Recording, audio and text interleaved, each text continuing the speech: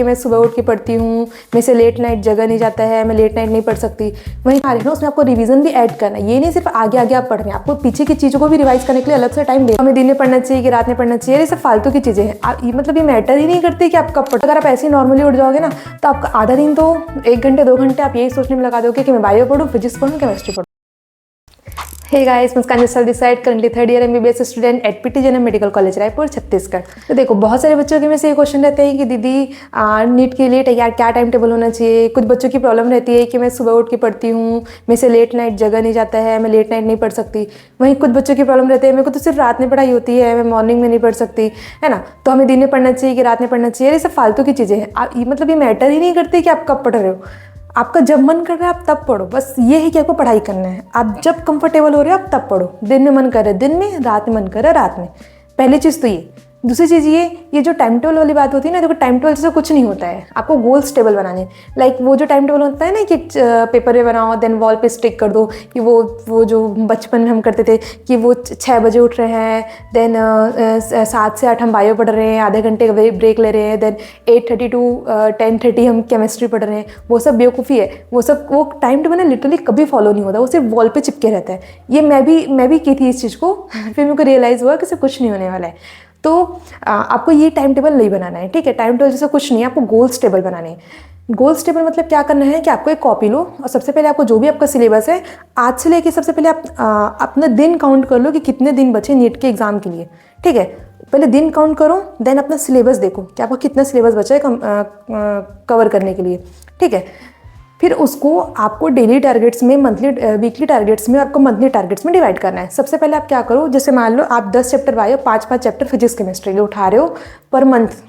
आपको 1 महीने में आपको 10 chapter bio, 5 chapter physics, 5 chapter chemistry करना है। एग्जाम्पल दे रही हूँ, सिर्फ एग्जाम्पल दे रही हूँ, ठीक है। तो आप क्या करो, उस 10-5-5 उसके जो भी आपके चैप्टर, उसमें आपके चैप्टर क्लियर होने चाहिए कि इस महीने आपको कौन कौन से चैप्टर कवर करना है, ठीक है। ये हो गया आपका मंथली टारगेट। अब आते हैं वीकली में। वीकली में क्या करना है कि आपको जो आप मंथली टारगेट बनाए हो, 10 chapter bio, 5 chapter physics, 5 chapter chemistry, उसमें से आपको एक वीक में मान लो 3 चैप्टर बायो, 1 चैप्टर फिजिक्स और 1 चैप्टर केमिस्ट्री करना। एग्जाम्पल ले रहे, सिर्फ एग्जाम्पल, ठीक है। तो आपका एक वीक का आपका टारगेट क्लियर होना चाहिए। और उस वीक में जो भी आप टारगेट सेट किए हो ना, 3 चैप्टर बायो, 1 फिजिक्स, 1 केमिस्ट्री, तो उसमें आपका ईजी नहीं होना चाहिए चैप्टर और टफ चैप्टर नहीं होना चाहिए, आपको मिक्सचर होना चाहिए। लाइक अगर आप बायो के 3 चैप्टर सेलेक्ट किए हो तो उसमें से आपको एक इजी रख लो, एक मॉडरेट रख लो और एक टफ चैप्टर रख लो, ठीक है। तो इससे क्या होगा, आपकी चीज़ें मेंटेन रहेगी, बैलेंस्ड रहेगी। अब आपको कौन से चैप्टर करने हैं वो आपको डिसाइड करना है। जैसे एक वीक का अब आपका टारगेट क्लियर हो गया, आपका ओवरव्यू क्लियर हो गया है कि आपके सामने ओवरव्यू बन गया है कि हाँ, अब मेरे को इस वीक में इतना चीज़ कवर करना है।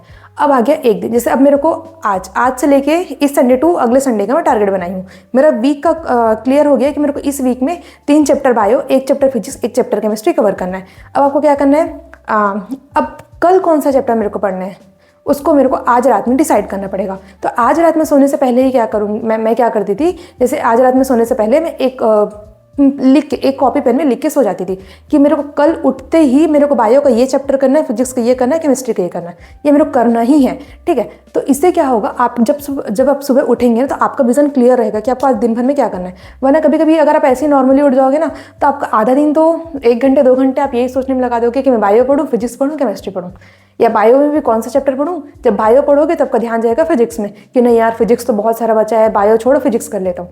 फिजिक्स जब पढ़ोगे तो फिजिक्स में फिर लगेगा कि नहीं यार केमिस्ट्री बचा है, केमिस्ट्री कर लेती हूँ। ऐसे करते करते ना फिजिक्स होगा, ना केमिस्ट्री होगा, ना बायो होगा, कुछ नहीं होने वाला है। इसलिए आपके क्लियर होने चाहिए गोल्स कि आपको आपके डेली का टारगेट आपको क्लियर होना चाहिए सुबह उठते ही कि हाँ मेरे को ये चीज़ करना है, ठीक है। तो इस टाइप में आपको सिलेबस को डिवाइड करना पड़ेगा। देखो, अब आपके पास एक ओवरव्यू रेडी हो गया, आपके गोल्स क्लियर हो गए हैं कि आपको इस महीने क्या है, कौन से चैप्टर अप्रोच करने हैं, इस वीक आपको कौन से चैप्टर करने हैं और कल आपको कौन सा चैप्टर करना है। आपके गोल्स पूरे क्लियर है, ठीक है। तो साथ साथ देखो, ये होते हैं स्मार्ट स्टडी, लेकिन इसमें जब आप गोल्स बना रहे हो ना उसमें आपको रिवीजन भी ऐड करना है। ये नहीं सिर्फ आगे आगे आप पढ़ रहे हैं, आपको पीछे की चीज़ों को भी रिवाइज करने के लिए अलग से टाइम देना होगा। जैसे आप कल का टारगेट बना रहे हैं ना, तो उसमें आप जो न्यू पढ़ रहे हैं ना उसमें से 1 से 2 घंटे, 1 से 1.5 घंटे एटलीस्ट पिछले रिवाइज करने का रिवीजन के लिए टाइम दो, ठीक है। तो इसमें आपके रिवीजन भी इंक्लूड रहेंगे रहेंगे, टेस्ट भी इंक्लूड रहेगा। और देखो जो भी आप अपना सिलेबस डिसाइड कर रहे हो ना, लाइक इस वीक मेरे को इतने चैप्टर्स करने हैं, जो आप बोले ना 3 बायो, 1 फिजिक्स, 1 केमिस्ट्री, ये सिर्फ मैं एग्जाम्पल के लिए ले रही हूँ, ठीक है, सिर्फ एग्जाम्पल के लिए आपको समझाने के लिए। तो जैसे मान लो आपका इस संडे टेस्ट है, तो टेस्ट में जैसे मान लो आपको एक टेस्ट में जैसे बायो का हम लेते हैं, तो मान लो एक प्लांट किंगडम आ रहा है, एक एनिमल किंगडम ले लो, या कोई एक आप ह्यूमन फिजियोलॉजी कोई भी एक चैप्टर ले लो, ठीक है, डाइजेस्टिव सिस्टम ले लो।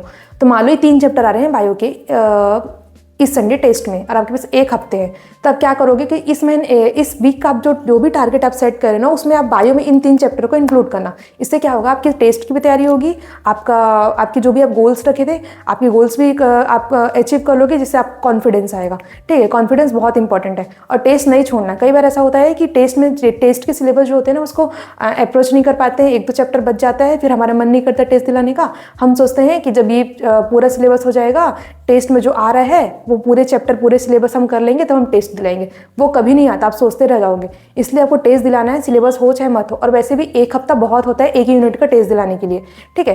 तो आपको जो भी मतलब मेरा कहने का मतलब जो भी अपना प्लान बना रहे हो, जो भी अपना गोल्स बना रहे हो ना, अपनी प्लानिंग इस टाइप से करना है कि आपके टेस्ट भी आप उसमें इंक्लूड हो, आपकी रिवीजन भी उसमें इंक्लूड हो, ठीक है। ये होती है स्मार्ट स्टडी। देखो अब आपका जो गोल है, अब इतना बड़ा आपका गोल है कि आपको डॉक्टर बनना है, तो उस गोल को अचीव करने के लिए आपको एटलीस्ट छोटे छोटे गोल्स बनाने पड़ेंगे।